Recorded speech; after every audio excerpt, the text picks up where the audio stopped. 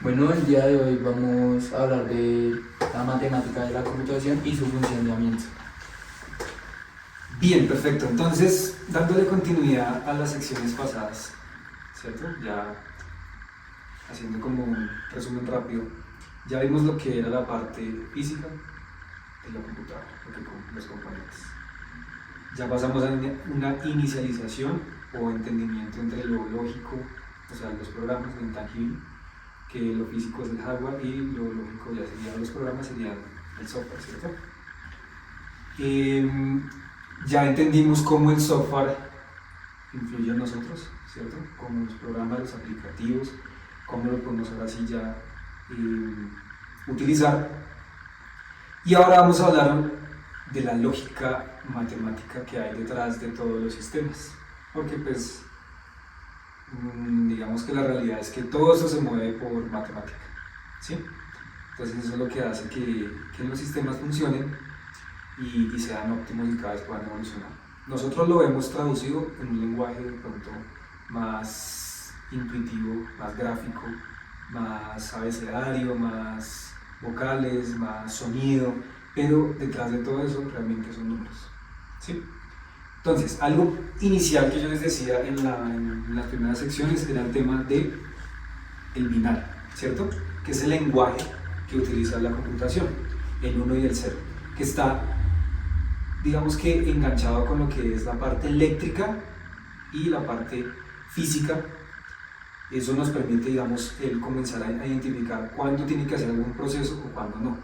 Y él utiliza el 1 para encendido y el 0 para apagado. Encendido y apagado, ¿qué quiere decir? No quiere decir que coja y prenda un switch y apague un switch. Sí y no. Quiere decir más que manda una señal eléctrica para que haga un comportamiento.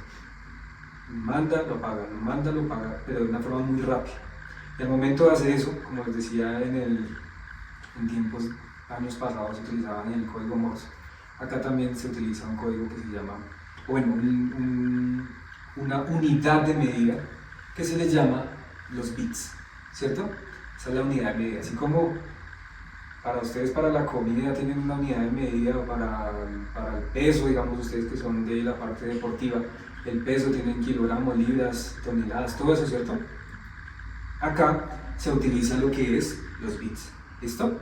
Y es una unidad de medida, ¿cierto? Ustedes en física lo vieron en algún momento en el colegio, la unidad de medida que tiene, o sea, longitud, ¿cierto? De medidas también tiene longitud, tiene metros, centímetros, milímetros. Acá funciona es con bits. Este código binario, yo les decía que cuando ustedes en el teclado teclean la letra A, por ejemplo, traduce este código binario 011000001. Realmente esto es lo que uno está haciendo, o sea, quiere decir que apaga, enciende, enciende, apaga, enciende. Cuando él manda esa orden de forma rápida al procesador, el procesador interpreta y dice, esto me están escribiendo una A. Y así es como interpreto una A, ¿sí?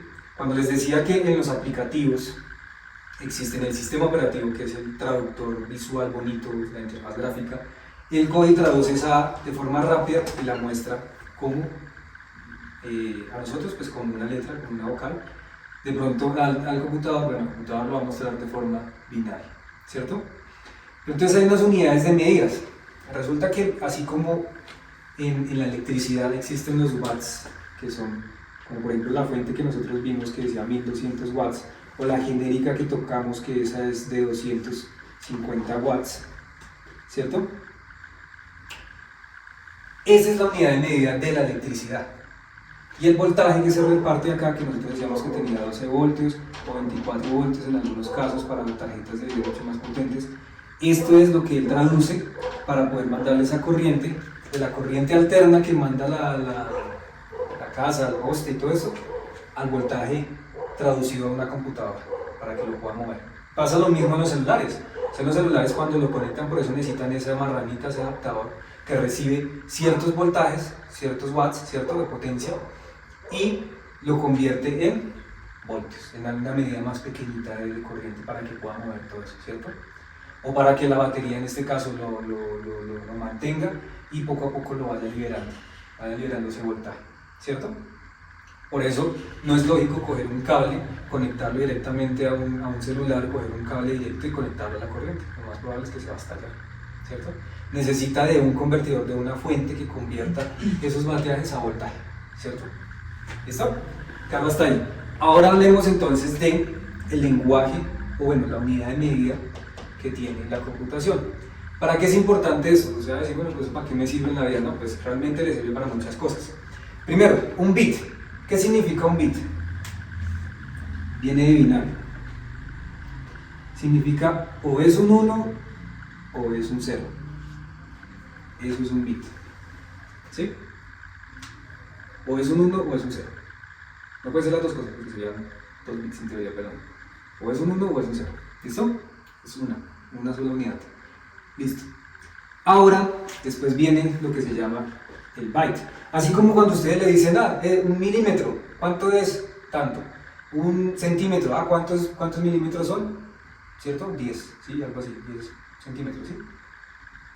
10 decímetros, centímetros, después centímetros son 100, ¿cierto? 100 milímetros. Entonces acá vamos a hacer el mismo procedimiento, pero en el lenguaje de computación. Un byte en este caso serían 8 bits. Acá se nos complica un poco la cosa. Porque vamos a decir, bueno, ¿por qué 8? 8 es porque traducen encendido y apagado, que serían 2 bits, y 5 bits, que realmente es lo que equivale a un byte. Pero bueno, no vamos a entrar allá porque eso es un tema técnico y matemático que la verdad no queremos entrar ahorita a tostarnos la cabeza. Simplemente necesitamos entender que un bit equivale a 8 bits, o sea, 8 componentes de esto, ¿cierto? Lo que ya puede ser esto prácticamente. Si se fijan que hay 1, 2, 3, 4, 5, 6, 7 y 8, precisamente ahí está el 8 bits, ¿cierto? Lo que traduce a una letra, por ejemplo. Listo, entonces ahí tenemos un byte, ¿sí? Una cosa es un bit, otra cosa es un byte.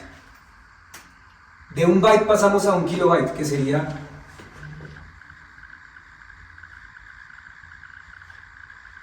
1024 bytes. Es lo mismo que cuando nosotros decimos en un metro. ¿Cuánto es un metro? ¿Cuántos centímetros es un metro? Sí. ¿Cierto? Eso. Entonces ahora lo mismo acá ya decimos, y acá vamos poco a poco aumentando esa regla. ¿Sí? Esa regla de interpretación. Entonces, un kilobyte son 1024 bytes. ¿Cierto? Un megabyte, entonces, ¿qué sería? 1024 kilobytes. ¿Cierto? Que ahora ya nosotros lo vemos de esa forma, lo vemos con una abreviatura, ¿cierto? Listo. Entonces acá ya pasamos lo mismo. Entonces, un gigabyte, ¿cuánto sería? 1024 megabytes, ¿cierto? Y por acá ya pasamos a lo que ustedes normalmente conocen hoy en día, que son, ¿cuántos entonces? Un terabyte, ¿cuántos son? Entonces 1024 gigas o gigabytes, bueno, como le quieran decir, gigas o gigabytes, GB. Y eso ustedes ya normalmente lo ven en una computadora, ¿cierto? Lo ven en una memoria RAM, que le dicen una memoria RAM de 4 gigas, ¿cierto? O un disco duro de 1000 gigas, entonces 1024 gigas en teoría es eso, ¿sí? Que traduce lo mismo que un terabyte. Entonces ustedes por lo menos necesitan 1024 gigas para almacenamiento, guardar su información, probablemente están comprando una terabyte de almacenamiento, ¿cierto? Bien, 2 terabytes, pues entonces ¿cuánto sería? Esto elevado a la 2, entonces sería 248, ¿cierto? 2048 gigabytes, 2 terabytes, ¿cierto? O para decirlo más resumido, pues 2000 gigas, ¿cierto? Eso es un terabyte. Un pentabyte, eso es ¿de dónde sale esa vaina? Y ahí puede salir un exabyte, un tetabyte, bueno, y ahí van a seguir muchas más unidades de medida. Serían, por ejemplo, esos son los discos de almacenamiento que tienen los servidores en donde guardan su información de redes sociales, las fotos, todo eso ya lo tienen, son empresas grandes en donde guardan toda esa información, ¿cierto? Normalmente uno se queda por lo menos, por máximo se queda acá, en un celular incluso se queda en gigabytes, ¿cierto? En un celular ustedes no tienen más de un tera, ustedes tienen 100 gigas, tienen 200 gigas, 256 gigas, 456, 512 gigas, ¿cierto? En un celular que compran ustedes de iPhone o Android. Pero muy difícil llegan a un terabyte. Hasta ahorita el iPhone 17 Pro Max llega a 1 terabyte, por ejemplo, ¿cierto? Pero esto en una computadora, como les mostré, por ejemplo, la que les mostré inicialmente, que es más actualizada, esa tiene, por ejemplo, 6 terabytes, entonces en teoría son mucho más el almacenamiento que tiene, ¿cierto? Más amplio, pero no alcanza ni siquiera a llegar a una petabyte. Petabytes ya lo tienen, son por ejemplo empresas como Facebook, Google, Microsoft, que tienen toda la información, no solamente mía, ni tuya, ni de todos, sino de toda la gente, ¿cierto? Por eso es importante conocer las unidades de medida que utilizan los computadores, porque así uno entiende, por ejemplo, al momento de hacer un soporte, un mantenimiento, que es nuestro objetivo, es entender que, bueno, si un documento normalmente pesa megabytes, ¿cierto?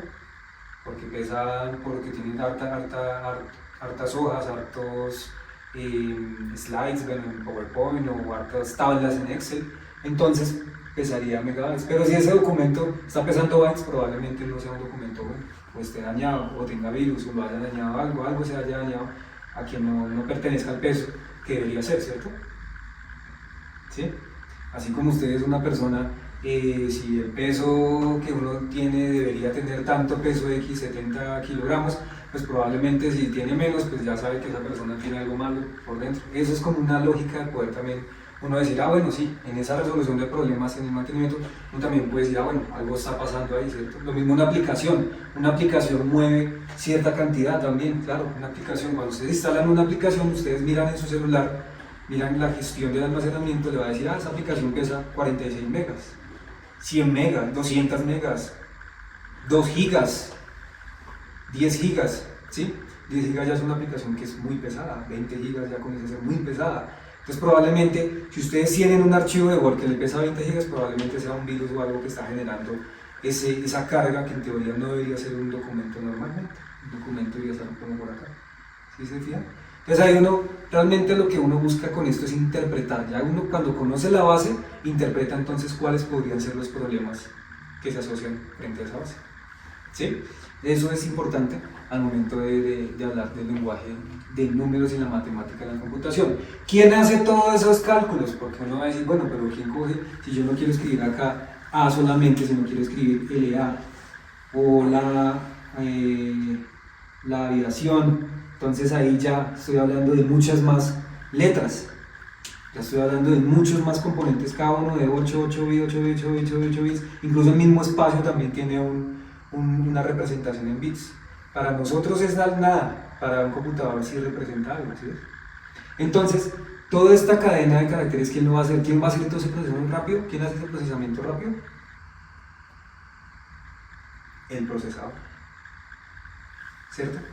El cuadrito ese que vimos nosotros con pines de oro, ese es el que se encarga de hacer todo eso. Y claro, como tiene que hacer tantos procesos al mismo tiempo, como usted ya no le está poniendo solamente a hacer la aviación, sino realmente le está poniendo que haga un avión de verdad, o que mueva un avión de verdad, pues en 3D, entonces probablemente son muchas más las cosas que tienen que hacer, muchos más los procesos, y ahí es cuando comienza a elevarse la temperatura y a hacer todo lo que ya vimos en las sesiones anteriores, ¿cierto?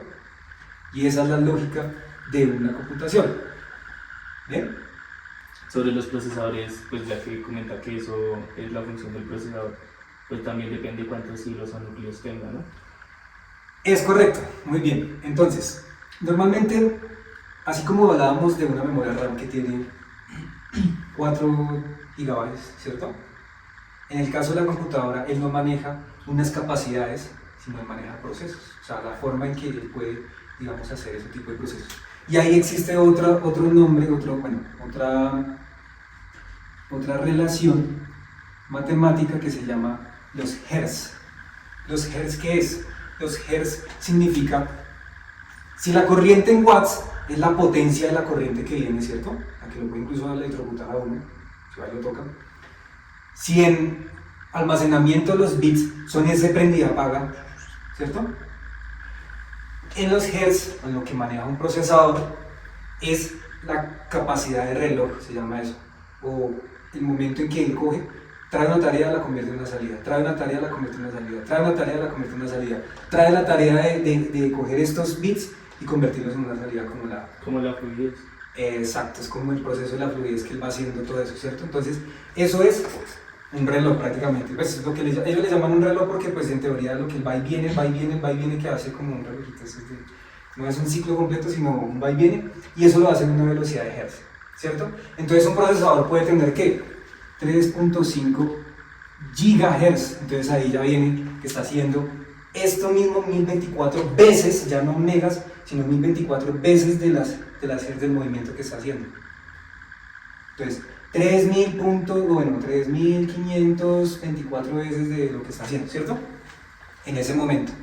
Entonces ahí es donde dice la gente, bueno, pues si yo puedo coger un núcleo, y ahí es donde viene la palabra núcleos, un núcleo para que haga estos procesos 3500 veces rápidamente, o sea, va a hacer esto en un segundo, en una milésima, pues fácilmente entonces llega alguien y dice más inteligente y dice, no, pues entonces pongámosle otro núcleo adicional, para que ya entonces me haga el doble de trabajo y lo haga al mismo tiempo, ¿cierto? Entonces ya son dos. Ah, no, que resulta que dos núcleos, perdón, es lo que tiene, digamos, por ejemplo, un televisor o un computador antiguo, de hace 20 años. Entonces ahora ustedes hablan de celulares, y los celulares que ya tienen mínimo 4 núcleos, ¿cierto? 4 núcleos, o sea, tienen 4 cositos de estos, 4 mini procesadores de los que vimos nosotros metidos en uno solo, que hacen esos procesos, ¿cierto? No, resulta que entonces 4 procesadores ya no es lo suficiente, entonces viene el iPhone último modelo, viene el Android último modelo, que ya le llaman octa-core o 8 núcleos, ¿cierto? O incluso 12 núcleos. Entonces, ¿qué quiere decir? Ya lo mismo. Ahí ya comenzamos a crecer toda la matemática del asunto, haciendo todo la misma cosa. Que no, que resulta que ahora viene una tarjeta de video que necesita mover gráficos. Acuérdense que gráficos es la misma CPU, pero no, ya en este caso ya no en procesos lógicos, sino en procesos más de gráficos, por eso se llama GPU. Esa GPU tiene hartos procesadores dentro del mismo, por eso les decía que ese era otro computador diferente, ¿cierto? Entonces tiene todos esos procesos, esos procesadores ahí, esos núcleos, e incluso tiene algo que se le llama hilos virtuales, pero eso ya es un tema mucho más técnico, que los virtuales es como que él busca hacer un tema de optimización. Pero bueno, a nivel físico sería así. Yo tengo 2 preguntas. La primera, ¿es lo mismo FPS a hercios? Y la segunda es, ¿cuántos hercios mínimos debería tener? Listo, entonces, los hercios, como decíamos, es esa unidad de rapidez, como tiene que hacer. Resulta que el hercio también es una unidad que se puede utilizar no solamente en el procesador, sino se puede utilizar en las pantallas, ¿cierto? ¿Qué es lo que pasa en un monitor? En vez de que la aguja va de lado a lado, prende y apaga, ahí lo que prende y apaga es el LED, ¿cierto? Entonces esos hercios que usted le muestra, entonces si un monitor tiene 100 hercios, quiere decir que 100 veces en un segundo le está prendiendo y apagando esos bombillitos. Entonces probablemente usted va a ver el mouse que se mueve de una forma lenta, porque dice 100 Hz es poquito. Resulta que el ojo humano, aunque usted lo sepa, él ve en 220 Hz, en teoría más o menos. Entonces, si usted compra una pantalla mucho más avanzada, mucho más costosa, mucho más OLED, todo ese tipo de tecnologías que ellos ya pueden prender y encender, apagar esos bombillitos, porque es una pantalla que tiene millones de bombillos, ¿cierto? Entonces, cuando prende y apaga mucho más rápido, comienza a tener más fluidez, que es lo que tiene, por ejemplo, un iPhone. Un iPhone tiene una pantalla de 120 Hz, entonces se siente mucho más fluido, claro, porque esos LEDs prenden y apagan tan rápido que ya el ojo ya no percibe eso, ¿cierto? Ya si un monitor, por ejemplo los monitores gamers, ya tienen 200 Hz, que se asemeja ya a lo que es el ojo humano. Entonces, en teoría, se cansa menos el ojo porque el ojo no está recibiendo ese fotonazo. No es lo mismo que usted tenga una cámara esas antiguas que cogía y le mandaba el flash así y lo dejaba ciego a uno, lo deja loco, mientras que esto ya lo mandan tan rápido que uno el ojo ni lo siente ya, ¿cierto? Y entre más rápido, menos lo va a sentir. En este caso en un monitor manda esos hertz, esa aguja, bueno, ese movimiento rápido, ese inicio, fin, lo que tiene que mostrar, se lo manda de una forma rápida, ¿cierto? Eso en cuanto a la calidad visual y en lo que estamos recibiendo nosotros de información en los ojos. Ahora, si hablamos de FPS, eso ya es más enfocado hacia los videojuegos, hacia los gráficos. Esto traduce frames per second, que quiere significar cuadros por segundo. Frames traduce frames, cuadros por segundo. ¿Qué es un cuadro por segundo? El cuadro, cuando usted ve esa foto de ese muñequito que está ahí montado, el gráfico, porque pues se utiliza más en gráficos, que hace un muñequito, un carro, bueno, lo que sea en forma gráfica, cuando usted lo ve, él tiene una secuencia, ¿cierto? como un video que es una secuencia de fotos, ¿cierto? Son fotogramas, ¿cierto? Entonces, una foto, usted tiene una foto, si pone 3 fotos seguidas de la persona levantando la mano, pues entonces se va a ver como congelado. Pero si tiene 1000 fotos de esa persona levantando la misma mano, pues probablemente se va mucho más fluido. Esos son los frames por segundo, entonces son cuadros, son fotogramas, son fotos que están, entre más fotos tengan, mucho más fluidez va a tener. Entre menos fotos, pues más se va a ver el recuadro, se va a ver como la animación de los muñequitos estos de, ¿cómo se llaman? De esos muñequitos de animación que cogen y hacen una posición y después van cambiando la posición y van cambiando la otra posición, ¿cierto? Esas animaciones, usted las nota que como que el muñeco una vez aquí, ya después está por acá la mano, entonces ¿por qué los fotogramas son menos? ¿Cierto? Las fotos son menos, son de hecho de forma manual, ¿cierto? Se han hecho de forma manual, pum, le tomo una foto, después le pongo la mano más acá, pum, le tomo la foto, después por acá, pum, la foto, entonces ese componente hace una fluidez de fotogramas por segundo, que al momento de que se mueva, pues él se va a ver como que pum, pum, pum, pum, pum. Mientras que cuando hay muchos más fotogramas, o sea, cuando ya eso ya lo hace una computadora, ya es muy difícil que lo haga un manual, cuando ya lo hace una computadora que saca 1000 fotogramas en ese momento, pues probablemente ya se ve más rápido la fluidez, en el momento en que se haga la transición. Pero los procesadores, porque, o sea, ¿qué es lo que hace que se enfoque, por ejemplo, un X a uno de gráficos integrados? ¿Qué componente en específico es el que hace que sea un X o uno con gráficos integrados? ¿Qué hace que cambie, que sea un enfoque diferente? Listo, ¿qué es lo que pasa? En la computación, anteriormente, bueno, antigua, no existía esta idea de tener una tarjeta gráfica que se encargara de solamente hacer los gráficos y el procesador dejarlo trabajar haciendo sus cosas, ¿cierto? O sea, sus cálculos de otro tipo. Porque acuérdense que el procesador es para hacer los cálculos como las letras, como lo que nos va a pintar, nos va a mostrar, pero no movimientos rápidos, ¿sí? Gráficos, como lo hace ya una tarjeta de video. Entonces, anteriormente pues existía un procesador y utilizaban algunos de los núcleos que ¿se acuerdan que les decía? Unos de los núcleos, y lo utilizaban para que esos núcleos se encargaran de hacer el procesamiento gráfico, o sea, casi que reemplazar a la tarjetita que hoy en día ya tenemos externa, ¿cierto? Una tarjeta de esas no deja de costar casi el doble de lo que incluso vale la misma computadora, ¿sí? Una buena tarjeta. Por lo mismo, porque ellos tienen su propio ecosistema y, como les decía, otro caso es una mini computadora ahí metida.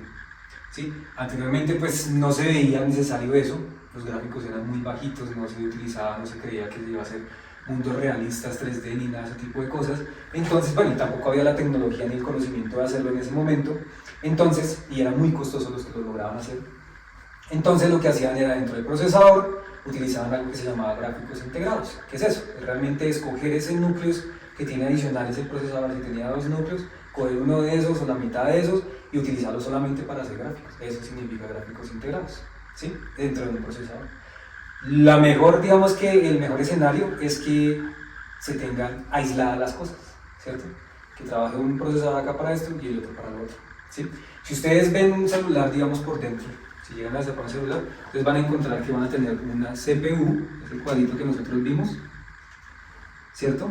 La CPU, y también van a encontrar por allá otro cuadrito que se llama la GPU, porque ya tienen uno especial para cada cosa.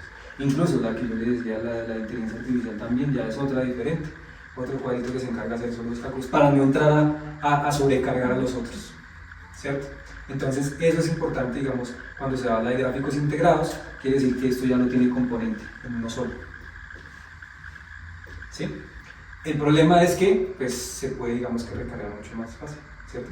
Mientras que si yo le tengo una tarjeta de video por acá, aparte independiente, con sus ventiladorcitos, probablemente va a ayudarle a hacer esos procesos y pues así va a ser mucho más el trabajo. El equipo que ustedes vieron último, reciente y todo eso, él tiene que tener los gráficos integrados porque no tiene una tarjeta de video, ¿cierto? Cuando ya la tenga, él se encarga entonces ahora sí de decir, listo, entonces esos son como más inteligentes, ellos dicen, listo, entonces yo solamente ahora me voy a encargar de la parte de lógica matemática, el procesador que les decía, y ya la tarjeta de video se va a encargar de hacer todo lo que es gráficos, ¿sí? Entonces por eso les decía, ya en ese momento ese equipo ya está preparado, ya está listo, ya tiene la corriente suficiente para poder montar eso, solamente hace falta ponerle esa tarjeta. Pero para eso hay que volver a instalar el sistema operativo cambiándole. No necesariamente, la tarjeta de video, digamos que se puede adaptar, ellos tienen algo que se llaman controladores. Controladores que es, ¿se acuerdan cuando hablamos la sesión pasada lo que eran las aplicaciones? Existen aplicaciones que controlan ¿qué? La cámara, ¿cierto? Existen aplicaciones que controlan el micrófono, ¿cierto? El audio. Y así también existen aplicaciones que controlan las otras tarjetas, ¿sí? La tarjeta de Wi-Fi, ¿cierto? Entonces cuando ustedes un Wi-Fi les está fallando, probablemente es ese controlador, esa aplicación, ese driver se llama eso, que busca driver quiere decir, traduce conducir, que conduce a cómo funcionarían estos componentes, ¿cierto? Entonces, por ejemplo, en el caso tú me dices, no, es que le instalo una tarjeta de video, no es necesario tener que reinstalar todo el sistema porque nomás con que uno suba o cargue el driver, el controlador, la aplicación que se encargue de manejar esa tarjeta de video, ya de ahí para adelante no va a generar ningún problema, no va a generar ningún conflicto, ¿sí? ¿Se entiende? ¿Dónde se cargan todos esos controladores o esos drivers? Se cargan en la tarjeta, en la board y en esa pilita de reloj que hablábamos en algún momento, ¿sí? ¿Qué pasa entonces? Que si digamos, no, resulta que yo cambié la board, ahí sí nos toca entonces entrar a reinstalar todo porque entonces va a cambiar toda su forma de cómo él estaba conectado y entiende su sistema, ahí sí es necesario hacer ese tipo de reinstalaciones. ¿Listo? Listo. Bueno, pues en esta sesión vimos primeramente pues las unidades de medida que tienen, como lo son las gigas, las megas, las teras. También vimos como el proceso que realiza el computador cuando se le indica una acción, por ejemplo, cómo escribir la letra A, que se basa en los códigos que son el 0 y el 1. Bueno, y también vimos algo nuevo que son los hercios y los FPS, que son dos cosas distintas.